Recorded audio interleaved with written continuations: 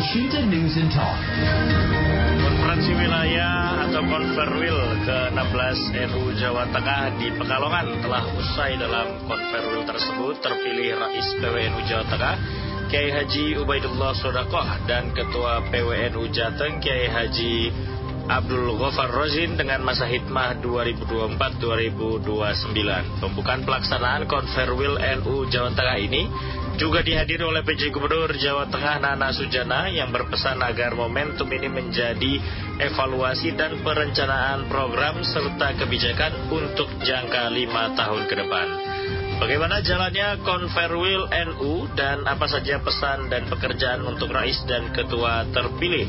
Kami akan membahas bersama dengan Ketua Lazisnu Jawa Tengah, Dr. Kiai Haji Muhammad Mahsun MAG. Bagaimana kabarnya Pak Kiai? Alhamdulillah sehat. Alhamdulillah. Kemarin sudah juga mengikuti jalannya Konferwil NU berarti ya, Pak Kiai ya? Ya. Bisa digambarkan, mungkin diceritakan bagaimana jalannya Konferwil kemarin Pak Kiai? Alhamdulillah meskipun persiapan mendadak,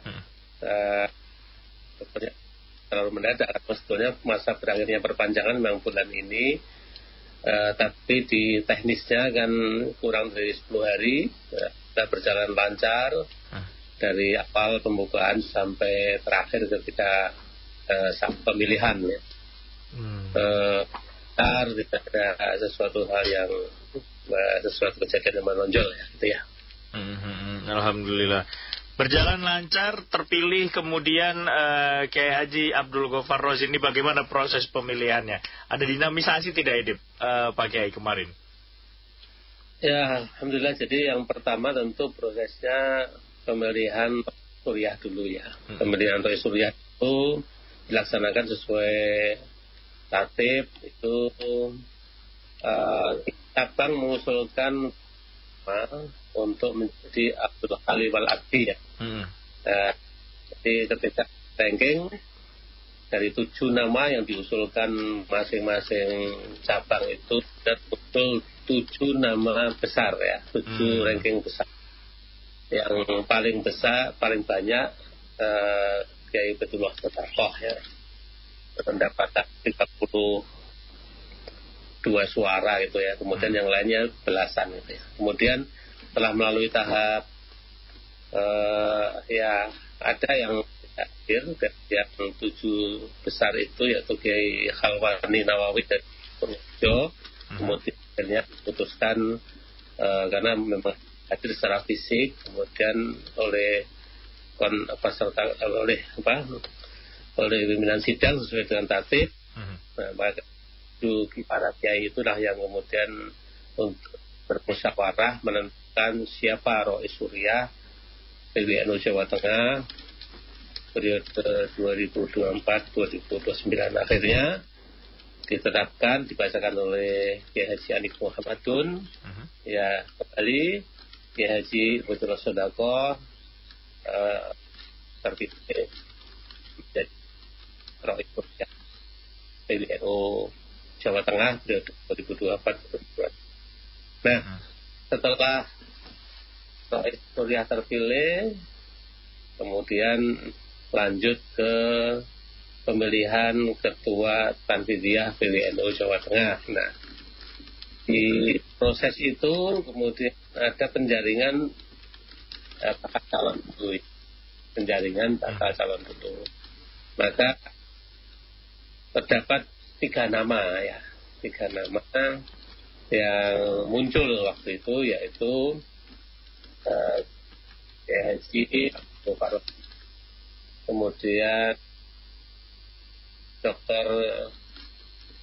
Rafiq Mahfud, kemudian Haji Dr. Dari 3 nama calon itu sesuai tertib, karena tertib mensyaratkan yang boleh masuk untuk tahap berikutnya itu pada tidak didukung oleh 12 cabang ya. Akhirnya ya hanya 2 orang yang maju, yaitu Haji Dr. Abdul Ghaffar Rozin dan juga Haji Rafiq Mahfud ya. Nah, setelah setelah 2 orang ini mendapatkan persetujuan ya, bakal calon itu harus mendapatkan persetujuan yang terpilih, yaitu Yesus Sekakoh, dan kemudian keduanya mendapatkan restu untuk maju ke tahap berikutnya untuk dipilih peserta konferwil. Ya, sebagaimana yang sudah diketahui, akhirnya yang unggul adalah Haji Dr. Abdul Ghaffar Rozin yang terpilih dengan selisih suara 2 ya. Gus Rozin itu 18, Dr. Orfik Mahfud 16, 1 abstain. Sudah. Baik Pak Kiai. Tapi dari dinamisasi yang ada, masyarakat Nahdliyin Jawa Tengah bagaimana penerimaannya? Apakah selama ini memang ya guyup rukun saja menerima siapapun yang menjadi pimpinan tertinggi NU di Jawa Tengah? Saya kira demikian, karena ya yang muncul kan juga kader-kader terbaiknya NU Jawa Tengah yang dikenal oleh cabang-cabang ya. Khususnya kalau Roh Surya kan beliau yang sudah menjabat ketiga kalinya ini ya, dari 2 periode yang lalu tentu, dan ya cukup panjang. Kalau ya Ubaid itu kan sebelumnya sudah menjabat sebagai Khatib Suriah yang sudah sangat ya familiar di semua cabang di seluruh Jawa Tengah. Nah, untuk yang Tanfilia ini juga sebelumnya sudah cukup ya banyak di kepengurusan PWNU. Misalnya Gus Rozin itu juga pernah menjabat sebagai ketua RMI Jawa Tengah, kemudian menjadi ketua RMI di tingkat PBNU pusat. Kemudian Mas Raufik juga pernah menjadi wakil sekretaris PWNU Jawa Tengah di periode ini, di periode 2018 sampai ini sudah sebagai pengurus harian di PWNU Jawa Tengah. Jadi sudah sesuatu yang ya kita ya kan ini sudah pergaulannya. Jadi tidak ada hal yang dinamika yang menonjol terkait dengan keterpilihan ini. Tentu penerimaannya juga sama, karena ini adalah kader-kader yang sudah berkiprah malang melintang di perjuangan Nahdlatul Ulama Jawa Tengah. Ini untuk periodisasinya berarti dari 2024 sampai kapan nih Pak Kiai? Ya 5 tahun. 5 tahunan ya. Berarti sampai 2029. Berarti nanti dari presiden baru ketemu presiden baru lagi, begitu ya? Ya, ini mungkin lah, hampir sama lah dengan periodisasi pemerintahan nasional maupun gubernur ya. Mengawal pemilu, jadi PWNU Jawa Tengah ini selalu mengawal pemilu berarti ya. Tapi ya, Pak, kebetulannya adalah karena memang periodisasinya sebetulnya, tapi tidak ada kaitannya ya, langsung. Baik. Tapi Pak Kiai, kemarin ada dihadiri juga oleh Pak PJ Gubernur Pak Nana Sujana. Apa yang kemudian disampaikan atau pesan apa yang diharapkan nih dari Pak PJ Gub kepada PWNU Jawa Tengah ke depan? Saya kira pemerintah itu kan ya secara umum bahwa kehadiran Nahdlatul Ulama sebagai masyarakat sipil yang cukup berorganisasi itu tentunya sangat terbantu ya kinerja pemerintahan terhadap seperti Nahdlatul Ulama. Jadi ya terima kasih atas perannya itu yang disampaikan.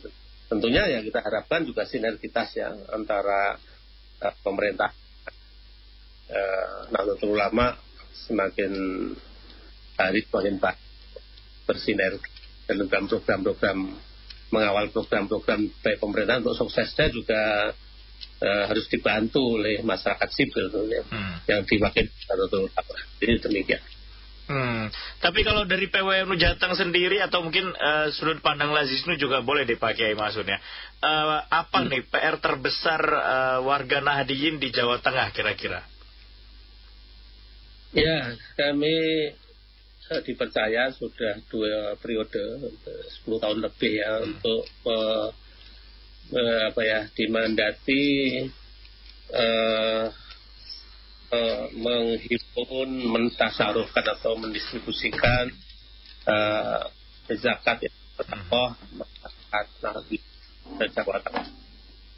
Jadi pengalaman kami selama 10 tahun ini betul-betul menunjukkan bahwa potensinya luar biasa. Jadi ini dari mulai start 2013 sampai hari ini perkembangannya eksponensial lah kalau boleh dikatakan. Jadi ini menunjukkan bahwa kalau di seriusi untuk ya kemudian penggalangan sekaligus pendistribusian ini kemandirian Nahdlatul Ulama, warga Nahdlatul Ulama untuk dari berbagai bidang tentunya itu luar biasa. Jadi seperti diketahui bahwa potensi zakat infak sedekah di Jawa Tengah ini kurang lebih per tahun itu data dari Basnas itu antara 14 sampai 15 triliun. Nah, kemudian ketika Nahdlatul Ulama sudah bergerak ini, jadi ini potensi yang digarap oleh semua lembaga zakat ya tentunya termasuk Basnas. Nah, ternyata dari potensi itu belum ada 5% yang tergarap. Jadi kalau peran dari Lazisnu cukup begitu ini bergerak luar biasa tadi ya. Saya katakan sudah bergerak dalam deret eksponensial. Jadi kalau tadinya 5 miliar dan sebagainya, kemudian terakhir ini sudah pengimpunan di yang tercatat itu sudah hampir 500 miliar per tahun. Nah, tapi toh belum apa-apa dibandingkan dengan potensinya, gitu loh. Ini menjadi PR kita agar supaya nanti kedepannya kita usulkanlah untuk kepengurusan yang baru nanti untuk lebih mengedepankan penghimpunan yang memang ini belum bisa dijangkau ya, seperti mungkin wakaf uang dan sebagainya, agar ini menjadi dana abadi yang akan kita tasarufkan kepada masyarakat Jawa Tengah tentunya secara umum. Ya. Dengan demikian peran serta ya dari warga Nahdlatul Ulama dan juga Nahdlatul Ulama pada umumnya itu sangat besar bagi ya masyarakat di Jawa Tengah. Baik. Terakhir mungkin Pak Kiai Mansur boleh beri pesan bagi pendengar El Sinta, warga Jawa Tengah pada umumnya nih menjelang memasuki bulan Ramadan juga nih barangkali Pak Kiai.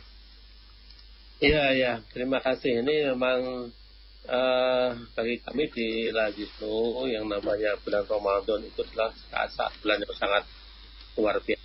Perlu diketahui bahwa bulan istimewa untuk ya katakan sebagai jika berbuat baik, beramal soleh di bulan Ramadan itu balasannya itu tidak bisa diukur. Oleh karenanya kita himbau khususnya ini yang kami itu agar ketika zakat fitrah, zakat mal, berinfak, sedekah itu melalui Lazis Nahdlatul Ulama di semua tingkatan. Kami sudah mempunyai cabang ya di 36 cabang se-Jawa Tengah, dan di cabang-cabang tersebut juga dapat nama ya, kumpulan zakat infak sedekah yang merata di semua kecamatan.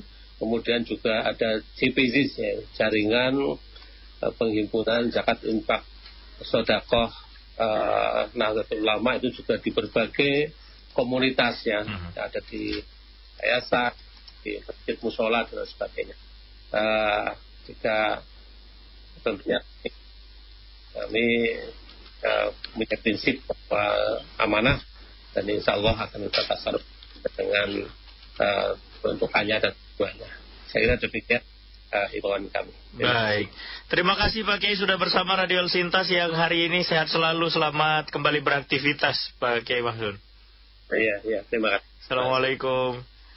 Waalaikumsalam warahmatullahi wabarakatuh. Demikian pendengar, maksud kami Ketua Lazisnu Jawa Tengah, Bapak Kiai Haji Muhammad Mahsun. El Sinta Semarang News and Talk.